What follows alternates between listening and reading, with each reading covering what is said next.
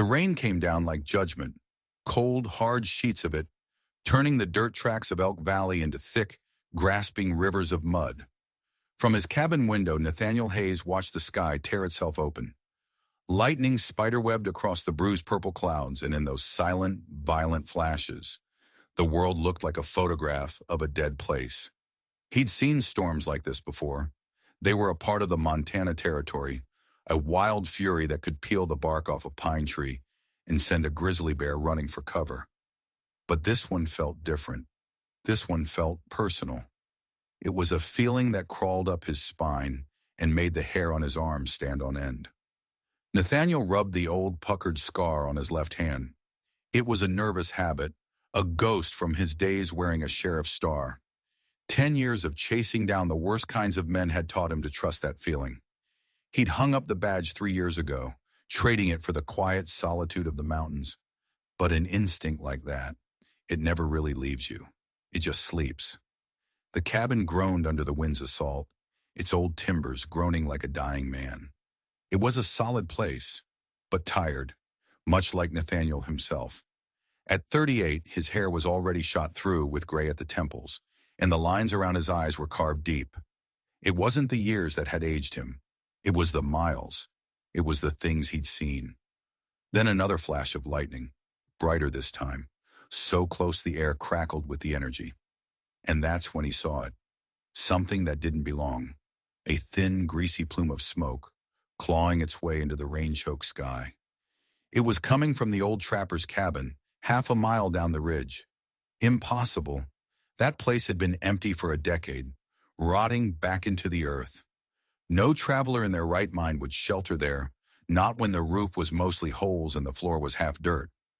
He reached for his oilskin coat, his movement sure and steady. His hand hesitated for just a moment before lifting the heavy rifle from its pegs above the door. Old habits die hard. Another flash lit the world in stark white. The smoke was thicker now, darker. This wasn't a traveler's cook fire, a small flame meant to ward off the cold. This was something burning that wasn't supposed to be. The moment he stepped outside, the rain hit him like a physical blow, a wall of freezing water that stole his breath. In the small stable, his horse, Storm, whinnied, a high, nervous sound. There was no time to saddle him. Whatever was happening down on the ridge, it wouldn't wait. He started to run. His boots slid and fought for purchase in the sucking mud.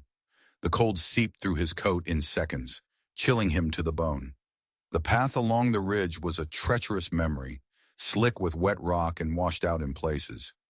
He nearly went down twice, his arms pinwheeling for balance, the rifle a heavy, awkward weight in his hand. But he kept his eyes locked on the smoke. It wasn't just smoke anymore. He could see the flames now, a hungry, angry orange licking at the roof of the trapper's cabin, a stark contrast to the gray curtain of rain. It was a dying fire, fighting a losing battle against the downpour, but it was still alive. And then he heard it, a sound that cut through the roar of the wind and the drumming of the rain. It wasn't an animal, it was human, a cry, thin and desperate, ripped from a throat raw with terror. Nathaniel pushed himself harder, his lungs burning, his legs aching. The lightning had found its mark. The massive old pine that loomed over the trapper's cabin had been shattered. Half the tree was gone, its splintered trunk smoldering defiantly in the storm. A huge branch, thick as a man's waist, had crashed straight through the cabin's roof. The cry came again, clearer this time, a woman's voice. "Help us! Please! Somebody! Help!" He didn't hesitate. He didn't think. He just moved. He burst through the cabin's warped hanging door and into a scene from hell. The inside was chaos. Rain poured through the gaping hole in the roof, hissing as it hit the flames that were chewing their way across the rotten timbers. The small space was thick with choking, acrid smoke. And through the haze he saw her. A young woman, her face streaked with soot, her eyes wide with a terror so profound it was almost animalistic. She was clutching a bundle to her chest. A child. "Here!" he yelled, his voice rough against the storm's fury. "This way!" She spun toward the sound of his voice, a frantic, desperate hope warring with fear on her face. She was trapped, backed against the far wall by a growing curtain of fire. The dry, ancient wood of the cabin was catching fast, turning the shelter into a funeral pyre. "I can't get through," she screamed, her voice cracking. The bundle in her arms squirmed, and a thin, reedy wail joined the symphony of destruction. Nathaniel's eyes shot to the ceiling. The main roof beam was groaning, sagging under the weight of the water and the fire eating at its core. It wouldn't hold. He didn't have minutes. He had seconds. "Stay there." He scanned the small room. The single window was boarded shut, its shutters nailed tight decades ago. There was no way around. The only path was through the fire. He shrugged off his heavy, waterlogged coat, holding it up like a shield, and he charged. He plunged into the narrowest part of the flames. The heat was a living thing, searing his right arm, but he gritted his teeth and pushed through. 3 long strides, and he was on the other side, reaching her. "Hold on to the child," he commanded, his voice leaving no room for argument. He wrapped his coat around them both, a damp, heavy shield. "Keep your head down. Stay right behind me." She nodded, her eyes wide but now filled with a sliver of steely determination. The baby wailed louder, its tiny fist beating the air. Nathaniel put a steadying arm around her and turned back toward the door. The fire had spread. Their escape route was almost gone. It was now or never. "Run!" They plunged back through the wall of flames together. Nathaniel felt the heat bite deep into his arm, the fabric of his shirt scorching away.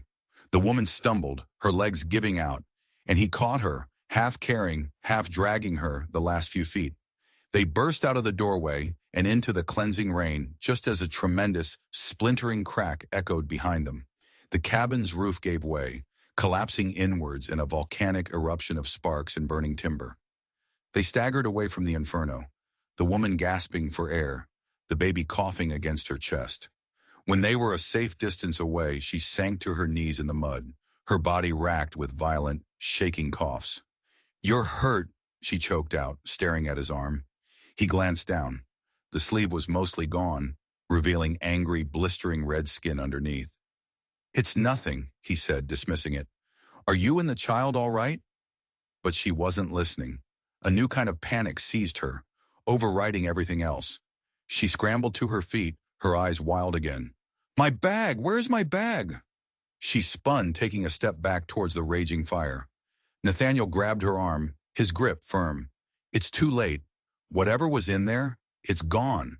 "No!" The word was a raw, primal scream of loss. "I need it. I can't—" "There!" Nathaniel pointed. A dark, rectangular shape lay half buried in the mud near where they had fallen. "Is that it?" She lunged for it like a drowning woman lunging for a rope. She clutched the scuffed leather satchel to her chest, holding it as tightly as she held her child. A wave of relief washed over her face, so powerful it seemed to sap the last of her strength. She swayed on her feet, her eyes fluttering. "My cabin is half a mile up the ridge," Nathaniel said, his voice steady. "Can you walk?"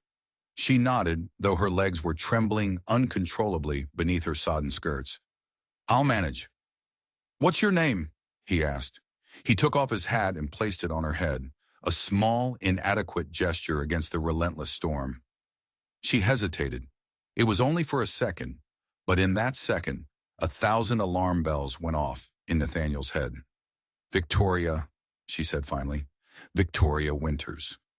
"And the baby?" "This is Benjamin." She shifted the bundle, revealing a tiny face, red and scrunched from crying. He couldn't be more than a year old. "Nathaniel Hayes." He didn't offer a hand. They were both too focused on just staying upright. "Let's get you somewhere dry." The walk back was a slow, grueling ordeal. Victoria stumbled again and again, but she refused his offer to carry the child. She held Benjamin in one arm and that leather bag in the other, a fierce, protective posture that spoke volumes. There was a wariness in her eyes that went far beyond the caution of a woman traveling alone. It was the look of someone who expected the sky to fall at any moment. By the time they reached the sanctuary of his cabin, she was shivering so badly her teeth were chattering, and her lips had a bluish tinge. The baby had gone silent, a fact that worried Nathaniel more than the crying had. Inside, he didn't waste a moment. He stoked the fire, piling on logs until the flames roared in the stone hearth. casting dancing shadows on the walls.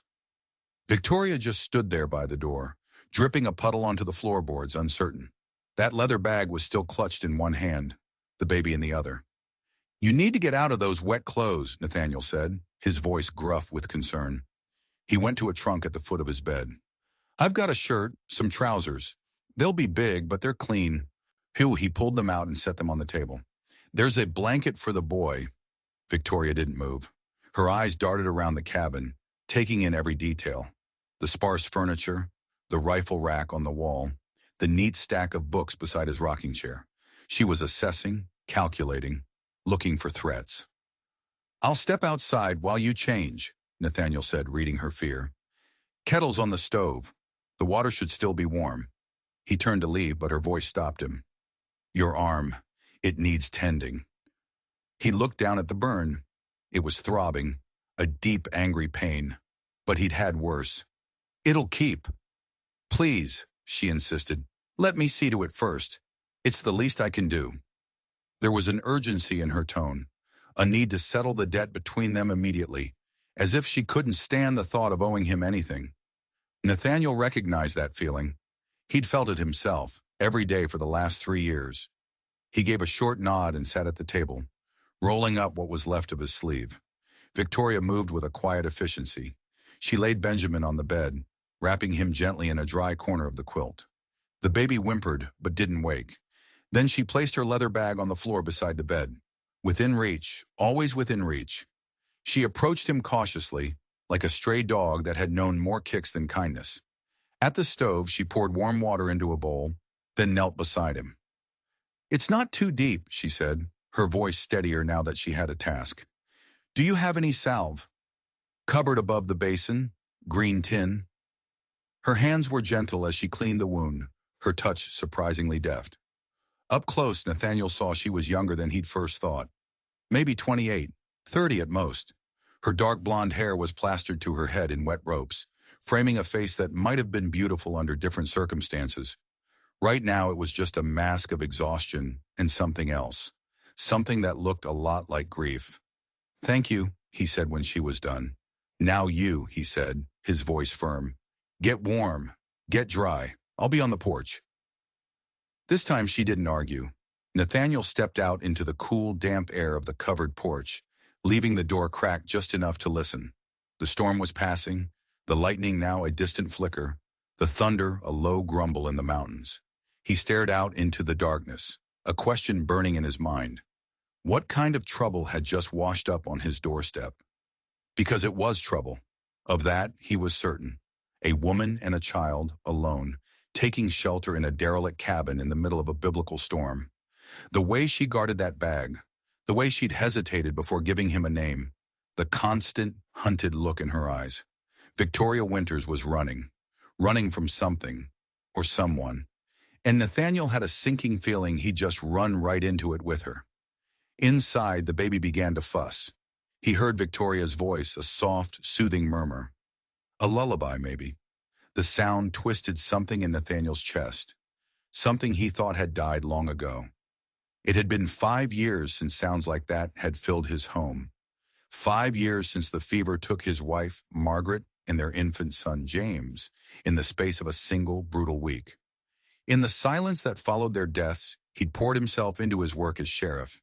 He'd hunted criminals with a relentless, single-minded ferocity that even his own deputies found unnerving.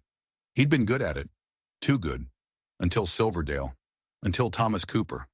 A man hanged for murdering his wife based on the evidence Nathaniel had painstakingly collected. Evidence that was perfect, airtight, and wrong.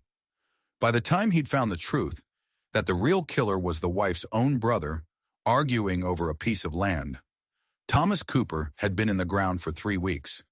Their 7-year-old son had been shipped off to an orphanage in Denver. Nathaniel had tried to fix it.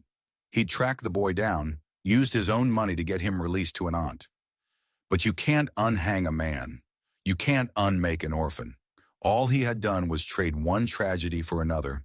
It had happened on his watch. Because he'd been so sure, so arrogant, so eager to close the case. He'd resigned the next day, walked away from the only life he'd ever known, and retreated to this cabin, to the silence and the guilt. 3 years of solitude hadn't made the weight any lighter, but it had taught him how to carry it. The door creaked open behind him. Victoria stood there, looking small and lost in his oversized clothes. The trousers were rolled up at the ankles, the shirt hanging off her shoulders. Her hair was damp but clean, hanging loose around her face. "The baby's asleep," she said quietly. "I fed him, but I don't have much left." Her eyes flickered to the leather bag, then back to him. "There's food," Nathaniel said, his voice a low rumble. "Beans, cornbread, nothing fancy." "Thank you," she said, her gaze fixed on the floorboards. "For everything. We won't be a burden, just until the storm passes completely." Nathaniel nodded, letting the silence stretch. He wouldn't push. He knew a wall when he saw one. "Where are you headed?" That same flicker of hesitation. "Oregon. I have a cousin there." "That's a long way," he said, his tone neutral, "especially with a child." Victoria's arms wrapped around herself, a defensive posture. "We'll manage." He let it go. Whatever her story was, she wasn't ready to tell it, and he wasn't sure he wanted to hear it. "You should eat," he said instead, turning the conversation. "Then get some rest. You can take the bedroom." He gestured to the small room off the main living space. "I'll take the chair." "I couldn't possibly." "You can and you will." He cut her off, his tone leaving no room for debate. "You and the boy need a proper bed." She looked like she wanted to argue, but a wave of exhaustion washed over her face, and she swayed on her feet. She gave a single, sharp nod and disappeared back inside. Nathaniel stayed on the porch for a long time, listening to the dying storm. One night, that's all he was offering, one night of shelter. His own ghost took up too much room in this cabin to invite anyone else's to stay. But later, when he finally went inside, he saw her curled on his bed, a protective arm around her sleeping son. And he felt something stir inside him, a feeling he hadn't felt in years. It wasn't pity. It wasn't kindness. It was the chilling realization that his carefully constructed solitude had just been breached, and the world was about to come rushing back in. Morning came, crisp and cold. The storm had washed the world clean, leaving behind a sky so blue it hurt to look at. Nathaniel hadn't slept. The throbbing in his arm and the turmoil in his mind had seen to that. He was up before dawn, moving quietly, stoking the fire, putting coffee on to boil. He thought his guests were still asleep. He was wrong. Victoria appeared in the bedroom doorway, already dressed in her own clothes, now dry and crisply folded. Her hair was in a neat braid. Benjamin was on her hip, blinking sleepily at the new day. She looked like a different person, composed, ready. "Good morning," she said. Her voice was formal, polite, like they were strangers who had just met on a train. "Morning," Nathaniel grunted, gesturing to the stove. "Coffee's almost done." "Thank you, but we should be on our way," she said, her tone firm. "We've imposed on you long enough." Nathaniel stopped what he was doing and turned to face her, raising a skeptical eyebrow. "Going where exactly?" "The place you were staying is a pile of ash. The nearest town, Eagle's Crossing, is a 10-mile walk. Through mud." Her chin lifted a fraction of an inch. "We'll manage." "Will you?" he challenged, his voice flat. "With a baby? No horse? And from the looks of things, no supplies to speak of?" He wasn't trying to be cruel. He was being practical. Pride was a luxury people in her situation couldn't afford. She hesitated, pride warring with the undeniable truth of his words. Benjamin made the choice for her. He let out a hungry whimper, rubbing his face against her shoulder. "Just breakfast," she conceded, her voice tight. Nathaniel nodded, turning back to the stove to hide the strange sense of relief that washed over him. He made cornmeal mush with the last of his honey and fried up strips of dried venison. They ate in silence, the only sounds the crackling of the fire and Benjamin gumming happily on a piece of softened cornbread. "The boy's father," Nathaniel said, breaking the quiet. "Is he with you?" Victoria's eyes went cold. "He's dead," she said, her voice flat, devoid of emotion. "An accident, 3 weeks ago." "I'm sorry." She didn't reply. She just kept eating, her movements precise and mechanical. For the first time, a flicker of a genuine smile touched her lips as she watched her son. He's a good baby, she said softly. Brave. The moment of warmth vanished as quickly as it appeared. She finished her coffee and stood, settling Benjamin back on her hip. Thank you again. We really must be going now. Nathaniel rose with her, his large frame seeming to shrink the small cabin. I'm heading into town myself, he lied. Need supplies, I can take you. It's no trouble. Again that flicker of suspicion in her eyes, the quick calculation. She glanced out the window down at her son, then back at him. What other choice did she have? If you're sure, she said finally. I'm sure, he said. We can leave in an hour. As he saddled Storm, he watched her from the corner of his eye. She moved with a tense, coiled energy, always aware of where he was. He saw her open the precious leather bag, just a crack, and run her hand over something inside before quickly shutting it again. Whatever she was running from, it was in that bag. The thought sent another chill down his spine. They set out under the brilliant blue sky. He led Storm, with Victoria and Benjamin perched uncomfortably on the saddle. The landscape was scarred by the storm. The trail was a mess of fallen branches and fresh gullies. Victoria was silent, her body rigid, one arm wrapped around her son, the other gripping the saddle horn like her life depended on it. The leather bag was tied securely behind her. They were about halfway to Eagle's Crossing when Nathaniel saw him, a lone rider approaching from the direction of town. Even from a distance, there was something about him, the way he sat his horse ramrod straight, formal. It set Nathaniel's teeth on edge. Someone's coming, he said quietly. Victoria went rigid. Who is it? Can't tell yet. She didn't say anything, but her arm tightened around Benjamin so hard the baby stirred in his sleep. As the rider got closer, the vague sense of unease in Nathaniel's gut crystallized into cold, hard recognition.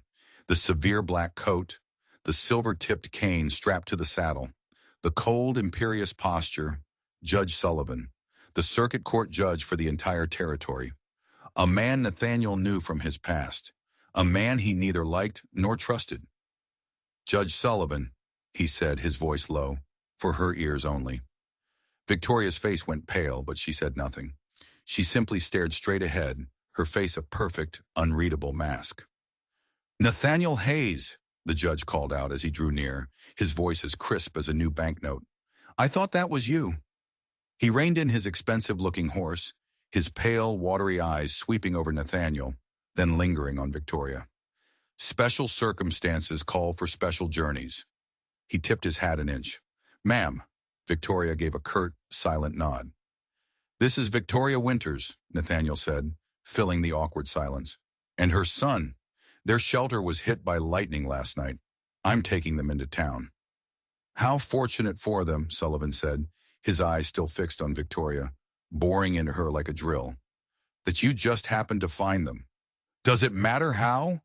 Nathaniel's tone was flat, challenging. Sullivan offered a thin, bloodless smile. Perhaps not, but I do find coincidences interesting, Mr. Hayes, especially when they involve a woman and child, traveling alone in a great deal of hurry. He reached into his coat. Nathaniel tensed, but the judge didn't pull out a gun. He pulled out a folded piece of paper.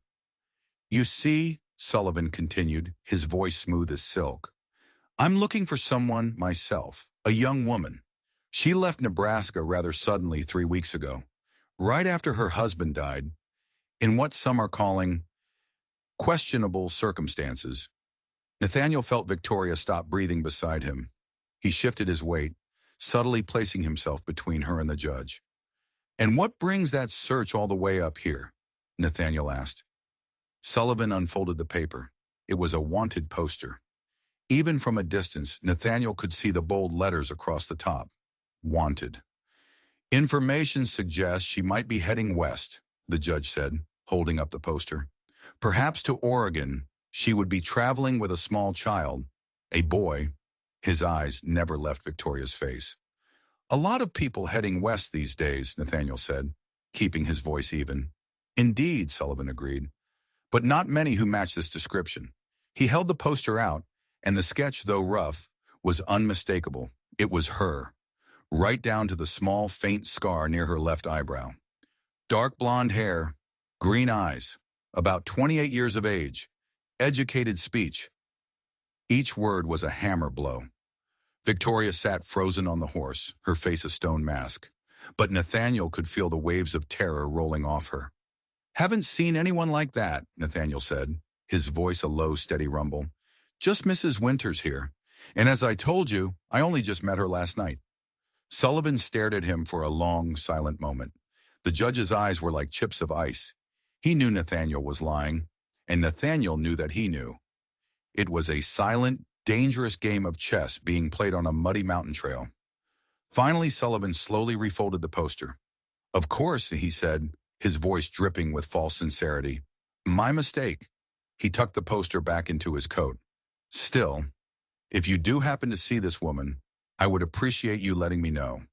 I'll be in Eagles Crossing for a few days. He spurred his horse, moving past them up the trail, towards Nathaniel's cabin. They watched him go, the silence thick with unspoken fear. Only when he was out of sight did Victoria speak, her voice a raw, broken whisper. He's looking for me. It wasn't a question. Nathaniel didn't bother to answer. He just took Storm's reins and turned the horse around, leading them off the main trail, back the way they had come. What are you doing? Victoria asked, her voice tight with panic. Town is the other way.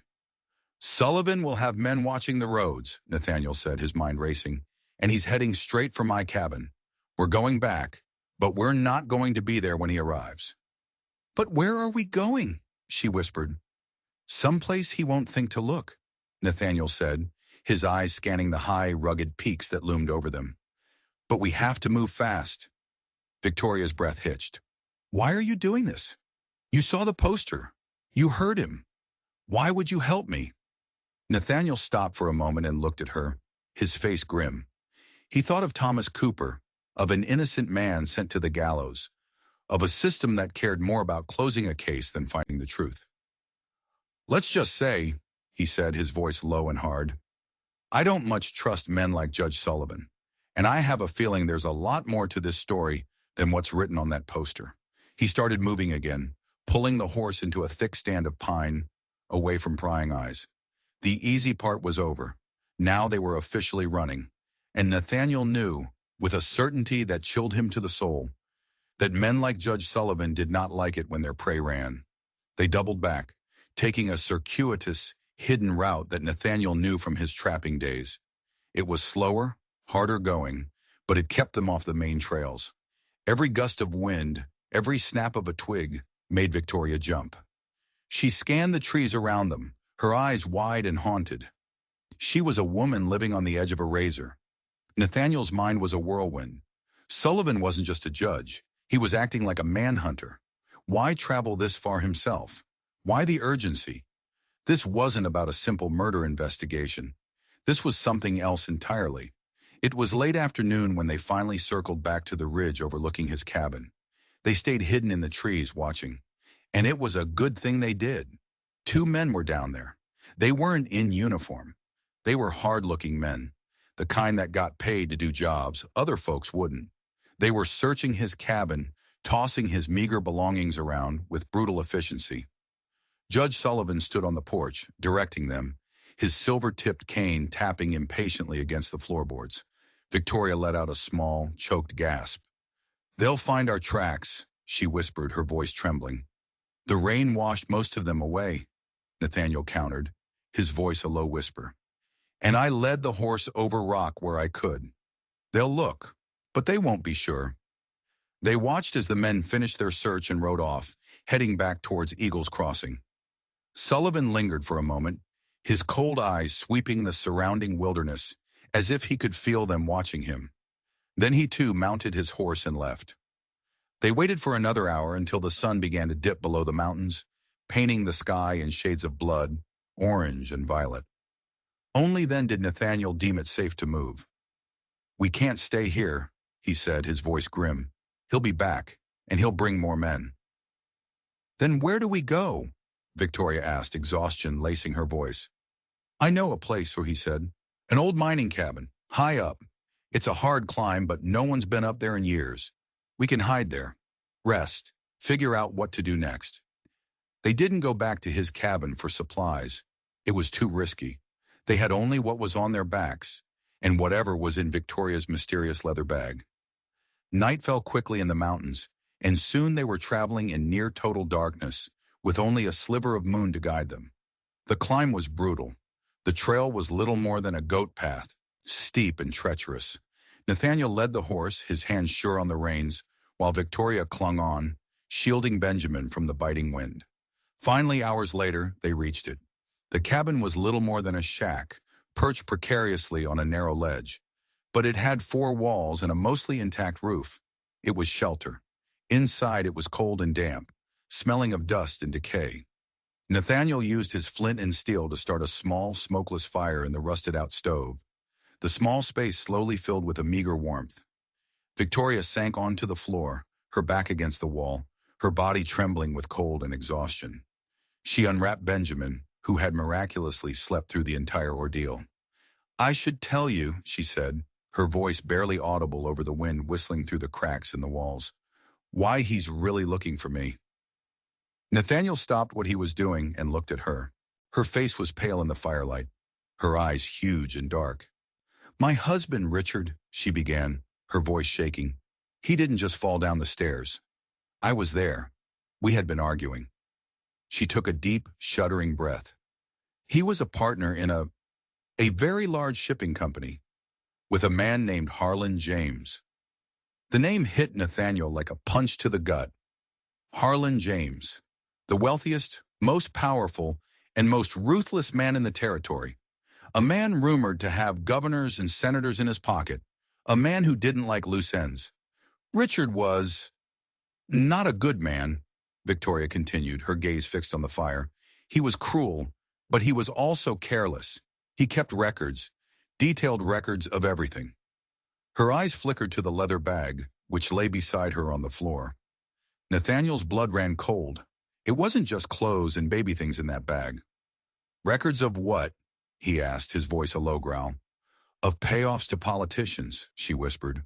"Of illegal land grabs from homesteaders. Of shipments that weren't what they seemed. Things that could ruin Harlan James.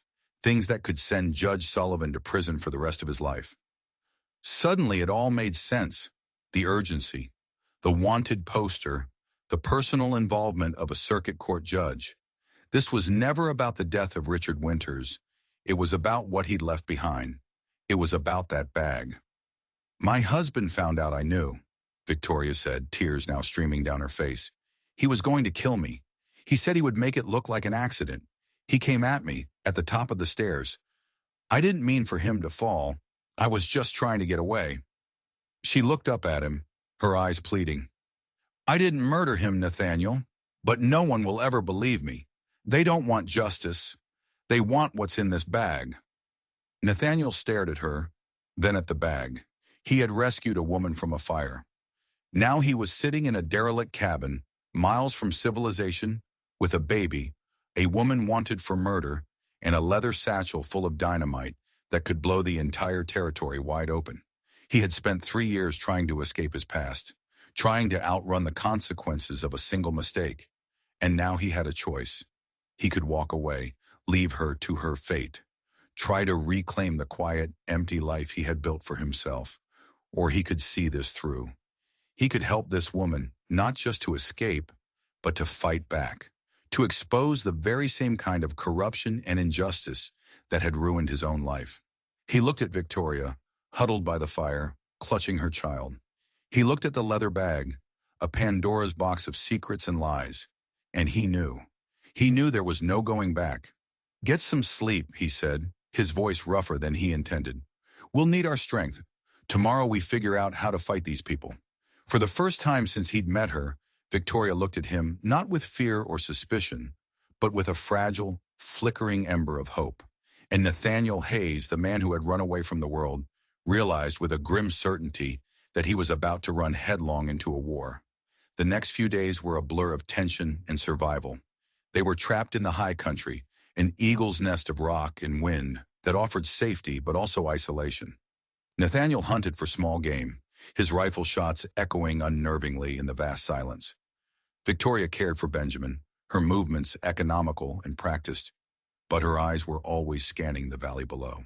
The leather bag sat in the corner of the cabin like a coiled snake, It was their only weapon and their greatest liability. One evening, as Benjamin slept, Victoria finally opened it. She pulled out a thick, leather-bound ledger. "This is it," she said, her voice a hushed whisper. She opened it on the rough-hewn table, and Nathaniel leaned in closer, the firelight casting long shadows on the page. It was all there, page after page of meticulous handwriting, detailing dates, names, and figures. Shipments of rifles listed as farming equipment, bound for disgruntled tribes on the reservation, land deeds acquired through fraud and intimidation, and a list of payments, regular and substantial, to a figure listed only as J.S. "Judge Sullivan," Nathaniel breathed, the pieces clicking into place. "Richard was the one who handled the payments," Victoria confirmed. "He used to brag about it. Said he owned the law in this territory." Nathaniel felt a cold fury building in his chest. This was the man who had presided over the Thomas Cooper trial, the man who had sentenced an innocent man to hang, all while taking bribes from criminals like Harlan James. The injustice of it was a physical weight. His past and his present had just collided with the force of a freight train. "There's more," Victoria said, turning a page. "This is what he was arguing with me about that night." She pointed to a section at the back of the ledger. It was a list of names under the heading Silverdale. Nathaniel's heart stopped. He saw the name Ellen Cooper. Beside it, a notation, "Land cleared. Final payment to E.C. Brother." It was proof, hard, undeniable proof of what he had uncovered too late, that Ellen Cooper's brother had killed her, and that the land dispute was connected to Harlan James's relentless expansion. They hadn't just let an innocent man hang. They had orchestrated the entire thing to get their hands on his land. Nathaniel had to turn away. The guilt and rage were suffocating. He had been a pawn in their game. His pursuit of what he thought was justice had been nothing more than a tool for their greed. "Nathaniel?" Victoria's voice was soft, concerned. "They used me," he said, his voice a low, dangerous growl. "They used my badge to clean up their mess." He slammed his fist on the table, making the ledger jump.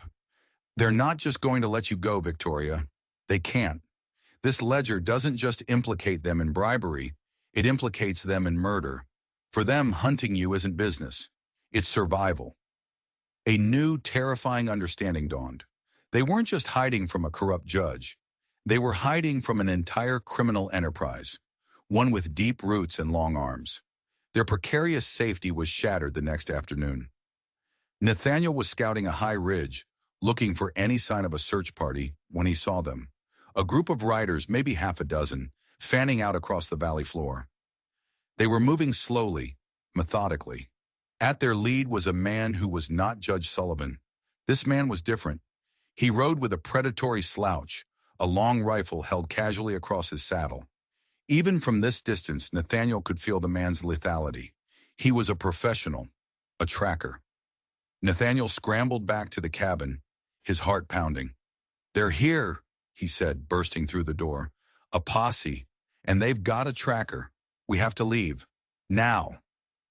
Panic flared in Victoria's eyes, but she suppressed it, moving quickly to bundle Benjamin and grab the bag. "Where can we go? We're trapped up here." "There's one way out," Nathaniel said, his mind racing. "The old mining tunnels. They run through the mountain. It's dangerous, but it's the only way they won't be able to follow our tracks." They fled the cabin, plunging into the darkness of the forest that clung to the mountainside. Behind them, they could hear the faint sounds of the posse, the baying of a hound. They were closing in. The entrance to the mine was a black, gaping maw in the side of the mountain, hidden behind a thicket of overgrown brush. The air that billowed out was cold and smelled of damp earth and forgotten things. "Stay close," Nathaniel whispered, lighting a small lantern he'd had the foresight to keep from the cabin. "Some of these tunnels are unstable. Watch your step." They stepped out of the world of sunlight and into a labyrinth of absolute darkness. The lantern cast a small, flickering pool of light, pushing back the oppressive blackness just a few feet. The air was thin and cold. The only sounds were their footsteps and the steady drip, drip, drip of water somewhere in the deep. They had been walking for what felt like hours when they heard it, a faint scraping sound from behind them. They froze, their breath held tight in their chests. "They're in the tunnels," Victoria whispered, her voice trembling. "They found us." "Keep moving," Nathaniel urged, grabbing her arm. "There's an exit on the other side of the mountain. We have to beat them to it." They moved faster now, their fear giving them a new surge of adrenaline. They navigated treacherous drops and crumbling passages. Twice they had to douse the lantern and press themselves into the shadows as they heard the posse moving in a parallel tunnel, their voices echoing strangely in the dark. They reached a junction with three diverging paths. "Which way?" Victoria asked, her voice tight with anxiety. Nathaniel hesitated. He hadn't been in these mines since he was a boy. His memory was hazy. I'm not sure." And that's when they heard the voice echoing down the tunnel behind them, closer than ever before. "Nowhere left to run, Hayes." It was the tracker. He was toying with them. "This way," Nathaniel said, making a gut decision and pulling Victoria down the leftmost tunnel. It sloped steeply downwards, the floor slick with moisture. They half ran, half slid down the passage, the sounds of their pursuers growing fainter behind them. They emerged into a large cavern, the ceiling lost in the darkness above them. In the center was a deep, black chasm, spanned by a single, rickety-looking wooden bridge. "This is it," Nathaniel said, his voice grim. "The other side is just past this." He took a step onto the bridge, testing it with his weight. It groaned in protest but held. "One at a time," he said. "You first. I'll be right behind you." Victoria clutched Benjamin and the bag and started across, her feet moving carefully on the worn, slippery planks. She was halfway across when a light appeared at the entrance to the cavern behind them. It was the tracker and two other men. "End of the line," the tracker said, his voice calm and menacing. He raised his rifle. "Go!" Nathaniel yelled at Victoria. "Run!"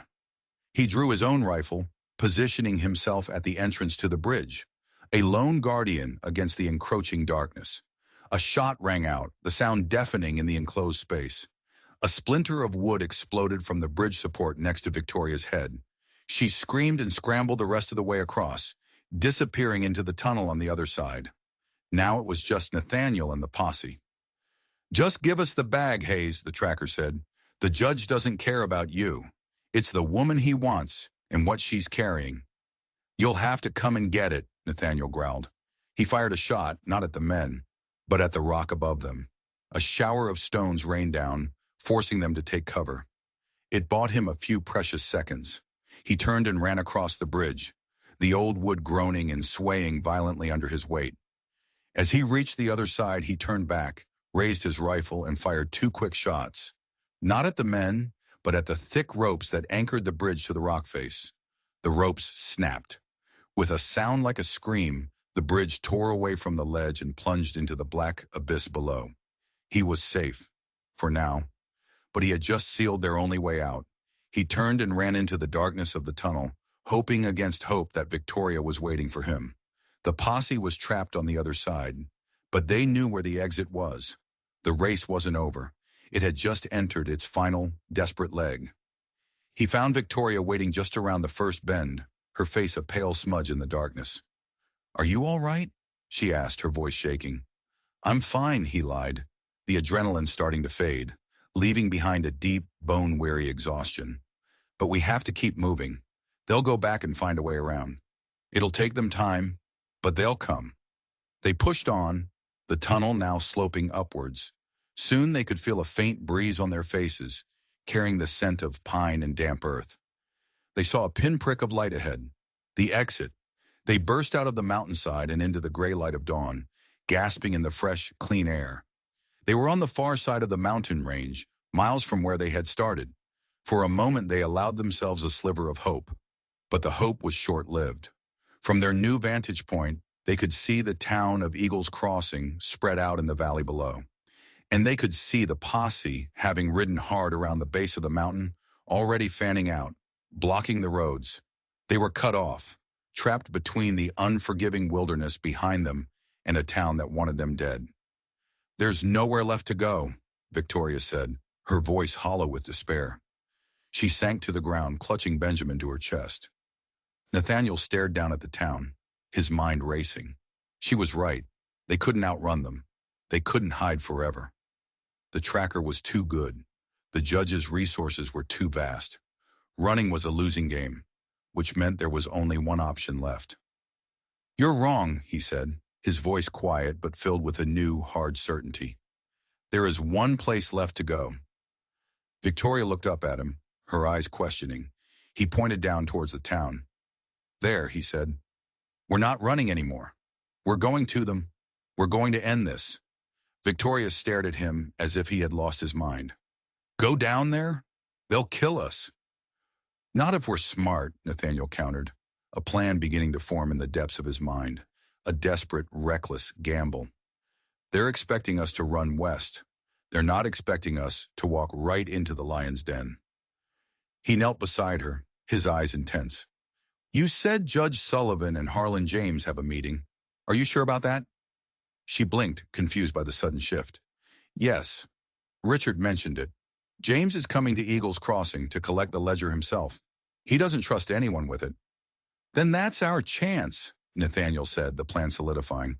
"We're not just going to expose them. We're going to trap them. But I can't do it alone. I need help." "Who would help us?" Victoria asked, bewildered. "The whole town is against us." "Not the whole town," Nathaniel said, his thoughts turning to the one person who might still listen to him. The young man he had trained, the man who had risked his own career to warn him, Sheriff Collins. "Can you trust him?" "I don't know," Nathaniel admitted, "but he's our only shot. We have to get a message to him, and we have to get into that town without being seen." The next 24 hours were a masterclass in desperation and cunning. They traveled only at night, sticking to the shadows, using Nathaniel's deep knowledge of the land to bypass the patrols. They survived on the last of their dried venison and cold, clear water from mountain streams. When they were close enough to town, Nathaniel left Victoria and the baby hidden in a deep, wooded ravine. "Don't move from here for any reason," he commanded. "I'll be back by sunrise." He slipped into Eagles Crossing under the cover of darkness. A ghost moving through familiar streets. The town was tense, filled with armed men who were not deputies. Harlan James's private army. Getting to the sheriff's office was a risk, but he managed it. Slipping through a back window he knew had a faulty lock. He found Collins asleep at his desk, a shotgun resting across his lap. "Michael," Nathaniel whispered, and the young sheriff was awake instantly, the shotgun leveled at Nathaniel's chest. "Nate!" he hissed, lowering the weapon. "Are you insane? The whole town is crawling with James's men." "I know," Nathaniel said, his voice urgent. "I don't have time to explain everything. But the woman Victoria, she's not a murderer. She's a witness. She has proof that could put Harlan James and Judge Sullivan away for good." He quickly explained about the ledger, about the murders, about the corruption. He saw the doubt in Collins' eyes warring with his innate sense of duty and his loyalty to the man who had been his mentor. "I need your help, Michael," Nathaniel finished, his voice raw. "This is bigger than both of us. This is about cleaning up this territory for good." Collins ran a hand over his tired face. "What do you need me to do?" he asked finally. The decision made. Nathaniel laid out the plan. It was audacious. It was dangerous. It had 100 ways it could go wrong, but it was all they had. When Nathaniel slipped back to the ravine just as the first rays of sun crested the mountains, he found Victoria waiting, her face etched with anxiety. "It's set," he said. "Collins is with us. Now comes the hard part." The plan hinged on a single bold move. Victoria was going to walk into the hotel where Harlan James was staying and demand a meeting. She would claim to have the ledger and offer to sell it to him for a price that would guarantee her silence in a new life. "He'll kill me," Victoria said, her voice flat. "He won't," Nathaniel countered. "Not until he has the ledger in his hands. He needs to know it's real, that you haven't made copies. Collins will be there, in the next room. He's bringing in 2 trusted deputies from the next county, men who aren't on James's payroll. The moment the ledger is on the table, they move in." "And where will you be?" "I'll be dealing with Judge Sullivan," Nathaniel said, his eyes hard as flint. "He's the other piece of this. We need his confession. It was the longest day of their lives."